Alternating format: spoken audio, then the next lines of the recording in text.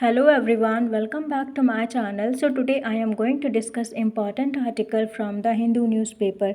So mainly first article is related to section 79 3 subclause B and section 69A of the Information Technology Act 2000.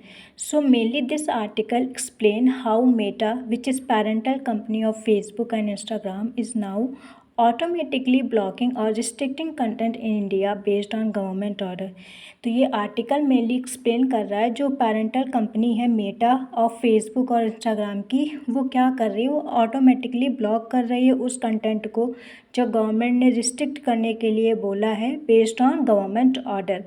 And the next is section 79 3 subclause B of the Information Technology Act 2000, which is talking about if social media companies do not follow government takedown order, they can lose their safe harbor protection, which is legal protection from user content. अगर social media company, अगर जो government ने जो order provide किए हैं अगर वो follow नहीं करती हैं तो वो अपना सेफ हार्बर को लूज़ कर देंगी जो गवर्नमेंट ने प्रोवाइड कर रखा है, which is a protection, which is a legal protection from user content. And the next is section 69A of the IT Act, which give the government power to block any online content or apps website for reason like national security, public order, etc. तो section 69 of the information technology act ये provide करता है कि government के पास ये power है कि वो किसी भी कंटेंट को ब्लॉक कर सकता है, उस ऐप को या वेबसाइट को. रीज़न क्या हो सकते हैं? National security, public order, etcetera. So this is the intro part of article section 79 3 subclause B. So first point is India has become part of group of limited countries where Meta, which is owner of Facebook and Instagram, automatically restrict or block flag content at scale based on local legal requirement. तो India भी उन limited countries का part of group member बन चुका है जहाँ पर Meta, which is parental company of Facebook and Instagram, तो क्या करेगी मेटा, वो ऑटोमेटिकली रिस्ट्रिक्ट करेगी और ब्लॉक कर देगी flag content at scale. Flag content मतलब होता है इनएप्रोप्रिएट कंटेंट या फिर जो डिसरप्ट कर दे लॉ एंड ऑर्डर को. और किस पे वो बेस्ड होगी? On local legal requirement. मतलब वो जो गवर्नमेंट जो उस कंट्री की होगी तो वो अपने रूल्स एंड रेगुलेशन बनाएगी, तो उस मेटा कंपनी को वो रूल्स को फॉलो करने पड़ेंगे और उसके अकॉर्डिंग उस कंटेंट को, अगर वो इनएप्रोप्रिएट नहीं है तो वो ऑटोमेटिकली उस कंटेंट को ब्लॉक करेगा और उस कंटेंट को रिस्ट्रिक्ट कर देगा. Second point is the company has complied with large scale take down order issued by both the union government and state police, specially after a surge in notices in recent month. तो जो company है उसको complied करना पड़ेगा large scale take down order जो issue किए हैं both the union government और स्टेट पुलिस ने, स्पेशली कब, जो लगातार ऐसे केस सर्च हो रहे हैं notices in recent month. Third point is these take down request are largely routed through the Sahyog portal, a centralized system that allow authorized government agencies to directly send content removal orders to social media intermediary. तो ये जो take down request आ रही हैं ये largely कहाँ से आ रही हैं? थ्रू दी सहयोग पोर्टल, जो एक सेंट्रलाइज सिस्टम है जो अलाउ करता है ऑथराइज गवर्नमेंट एजेंसीज को कि ये डायरेक्टली सेंड करे इस कंटेंट रिमूवल ऑर्डर को through to social media intermediaries. 4 point under section 79 3 subclause B of the Information Technology Act 2000, platform can lose their safe harbor protection, which is legal immunity for user generated content if they fail to comply with government notices.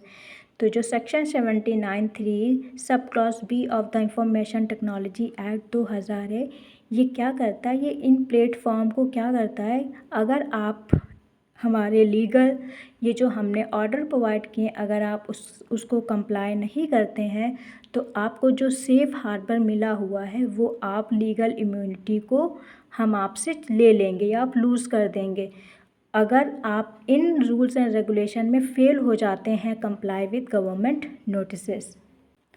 5 point a major recent update, the government has reduced the compliance timeline from 36 hours to just 3 hours, forcing platform like Meta, Google and X to act almost immediately and flagged content।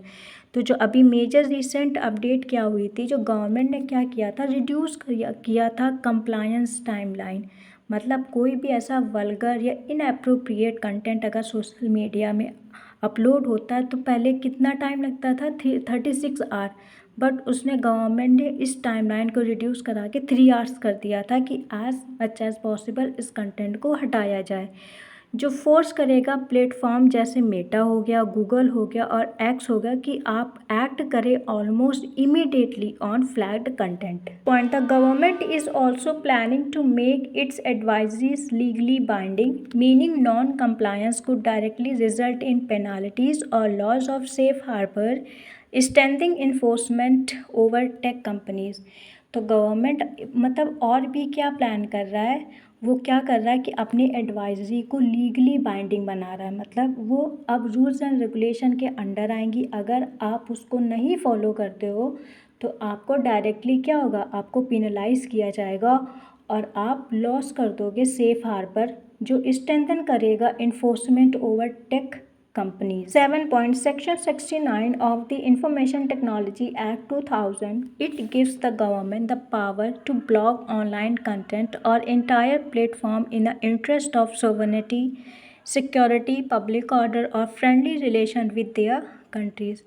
तो section 69 of the information technology act 2000 ये government को power देता है कि आप ऐसे content को block कर सकते हैं, इंटायर प्लेटफॉर्म को इवन आप ब्लॉक कर सकते हैं अगर वो आपके इंटरेस्ट मतलब कंट्री के इंटरेस्ट के अगेंस्ट है, विच इज़ सोवरेनिटी के, सिक्योरिटी के और पब्लिक ऑर्डर। तो और अगर आप वो इफ़ेक्ट कर रहा है friendly relation with other countries, आप ऐसे कंटेंट को टोटली ब्लॉक कर सकते हैं, इवन इंटायर प्लेटफॉर्म को। And the last point is overall trend, India is emerging as one of the most tightly regulated digital environment with increasing government control over online content, faster takedown requirements and growing concern about censorship and freedom of expression। तो overall trend क्या है, India एक ऐसा emerging nation बन के निकल रहा है जो अपने रूल्स एंड रेगुलेशन को मोस्ट टाइटली रेगुलेटेड कर रहा है, डिजिटल इन्वायरमेंट को, और इंक्रीजिंग गवर्नमेंट का कंट्रोल ओवर ऑनलाइन कंटेंट जो लगातार बढ़ रहा है, फास्टर टेक डाउन रिक्वायरमेंट्स और ग्रोइंग कंसर्न क्या ग्रो हो रहे हैं अबाउट सेंसरशिप, मतलब जो आप रिस्ट्रिक्शंस लगा रहे हो, and freedom of expression। The next article is related to electoral disenfranchisement। So what is electoral disenfranchisement? So electoral disenfranchisement means when eligible people are unable to vote even though they have the legal right। This can happen due to reason like name missing from voter list, strict documentation rules, migration or administrative error। तो electoral disenfranchisement मतलब ये होता है कि किसी person को आप vote देने से वंचित करना, मतलब eligible people are unable to vote, हालांकि वो लीगल राइट है उसके पास वोट करने का, बट वो अनएबल है वोट करने के लिए। तो इससे क्या हो सकता है, दिस कैन हैपन, उसके रीज़न क्या होते हैं, due to reason like name missing होना from voter list, strict documentation rule और माइग्रेशन, जो माइग्रेट करते हैं अदर स्टेट में काम करने के लिए, और administrative errors. So what is this article about? This article is about the problem of urban voter in India being excluded from voting, especially poor people, migrant and slum resident।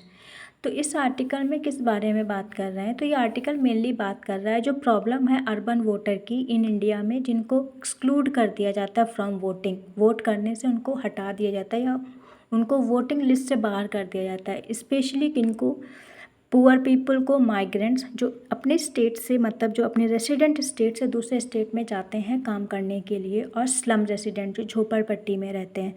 और ये mainly relate करता है voter list deletion, mainly कब, specially intensive revision जब से SSR आया है तो क्या हुआ है, बहुत से लोगों को वोटर लिस्ट से हटा दिया गया, उनका नाम को डिलीट कर दिया गया है। तो ये क्या इट शो करता है how many people in cities are losing their voting right, और थर्ड ये रेस कर रहा है concern about democracy and fairness in election. First point, the article highlights a serious crisis in India's democracy where many urban voter are being excluded from electoral rolls, specially poor, migrants and informal worker. तो ये जो article है ये highlight कर रहा है जो India की एक सीरियस क्राइसिस है इंडिया की डेमोक्रेसी पे, जहाँ मैनी अर्बन वोटर मतलब जो शहर में लोग रहते हैं उनको एक्सक्लूडेड कर दिया गया है, मतलब वोटर लिस्ट से, फ्रॉम इलेक्टोरल रोल से, स्पेशली किनको, पुअर को, माइग्रेंट्स को और इनफॉर्मल वर्कर्स को। Second point, the main reason is the special intensive revision which is SIR of voter list which has led to mass deletion of names across cities.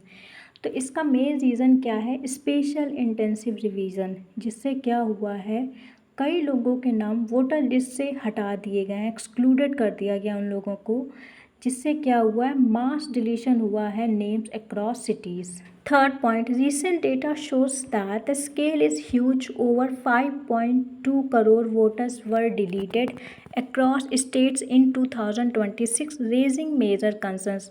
तो जो recent data है वो ये show करता है कि मतलब ओवरऑल 5.2 करोड़ वोटर्स को डिलीट कर दिया गया है अक्रॉस स्टेट्स इन 2026, जो रेस कर रहा है major concerns. 4 point, urban poor face double disadvantage.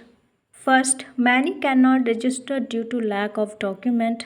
Second, other who were registered are now being deleted. तो जो अर्बन पुअर है वो इसका 2 डिसएडवांटेज उनको फेस करना पड़ रहा है। पहला तो ये कि जो बहुत से हैं उनको अभी तक रजिस्टर ही नहीं किया जा सकता है। क्यों? Due to lack of document, उनके पास प्रॉपर डॉक्यूमेंट ही नहीं है तो वो रजिस्टर ही नहीं हो सकते हैं। सेकेंड, उनको जो अदर हु वर रजिस्टर मतलब वो रजिस्टर्ड तो हैं but are now being deleted, but उनको अब डिलीट कर दिया गया है। 5 point, the process is bureaucratic and documentation heavy, which excluded people living in slum or those who frequently migrate for work. जो प्रोसेस है वो एक तो ब्यूरोक्रेटिक है और हैविली डॉक्यूमेंटेशन है, मतलब बहुत ज़्यादा डॉक्यूमेंट की रिक्वायरमेंट होती है, जो उन लोगों को एक्सक्लूड कर देता है जो लोग रहते हैं स्लम में और जिनके पास फ्रीक्वेंटली माइग्रेट करते हैं for work. 6 point, recent news shows that in some regions millions of voters like 9 million in West Bengal were removed with allegation that minorities and marginalized groups are most affected. तो जो recent news है ये show करता है कि some region मतलब कुछ जगहों में क्या हुआ है, millions of voter जैसे 90 लाख वोटर्स को वेस्ट बंगाल में मतलब उनको डिलीट कर दिया गया, उनको एक्सक्लूड कर दिया गया, रिमूव कर दिया गया है। और एलिगेशन क्या है कि वो जो माइनॉरिटीज़ और मार्जिनलाइज्ड ग्रुप हैं उनसे सबसे ज़्यादा वो मोस्ट अफेक्टेड हैं। 7 point, this create a threat to universal adult franchise which is article 326 as voting rights are becoming unequal in urban area. तो ये क्या है, ये एक क्रिएट कर रहा है threat to universal adult franchise, मतलब सभी अडल्ट को राइट है टू वोट करने के लिए, जो हमारे आर्टिकल 326 ऑफ इंडियन कॉन्स्टिट्यूशन में मेंशन्ड है, जो एक वोटिंग राइट है, जो अब क्या है वो बन चुका है एक अनइक्वल, कहाँ, urban area. 8 point, overall the article argues that electoral reform are urgently needed because current processes में weaken democracy by silently excluding large section of citizen from voting. तो ओवरऑल ये आर्टिकल क्या बोल रहा है, ये आर्ग्यू कर रहा है कि जो इलेक्टोरल रिफॉर्म की ज़रूरत है, मतलब ये अर्जेंटली इसकी रिक्वायरमेंट है, बिकॉज जो करंटली जो प्रोसेस है ये क्या कर सकता है, ये वीक कर सकता है डेमोक्रेसी को बाय क्या, साइलेंटली एक्सक्लूड कर सकता है, मतलब उनको रिमूव कर सकता है large section of citizen from voting.